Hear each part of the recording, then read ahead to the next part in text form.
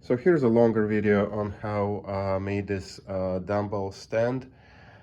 Again, the reason for that is most of the designs that I saw on the web are really designed for dumbbells of this style, fixed weight.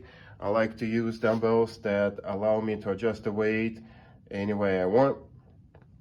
And the key to the project was this kit from Strong Tie. It's actually made by Simpson Strong Tie. The kit itself, I think, is like 32 bucks at any hardware store around you, and I'm referring to Lowe's or Home Depot or anything like that. It's a pretty good deal. Basically, if you buy those brackets, on their own, not as part of a kit, it's going to cost you a lot more. Let's see, the 2x4s, I've used 6 of them. I probably could have done with 5.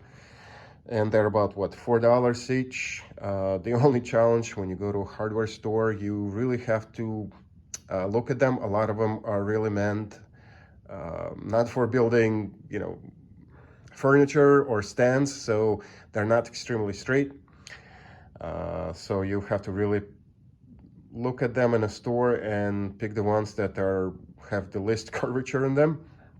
Now, as far as the design, you can pretty much see what it's like. I don't think I need to describe it much more. You can see how the legs are made.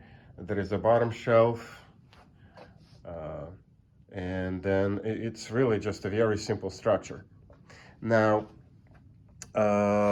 my dumbbells, the actual bar is 14 inches long, so the distance between the far wall and the wall nearest to me, distance between the outer sides of the planks, is exactly 15 inches. That leaves me a half an inch of a wall here, so the dumbbell fits nice and tight and it's not going to move anywhere. Now, I did use a drill press. You probably can use a hand drill to drill the let's just call them holes for holding the dumbbell. Again, that drill press makes it significantly easier if you don't, clearly use a hand drill. Otherwise, everything else was really done with the pretty much hand drill. There was, just a bunch of screws really. Used chop saw to cut the wood to size, but I also used a hand saw on this project. So whichever one you have access to will do just fine. There's not a lot of cutting to do here. Let's see what other dimensions would be of interest. Oh, so the dumbbell bar is about an inch.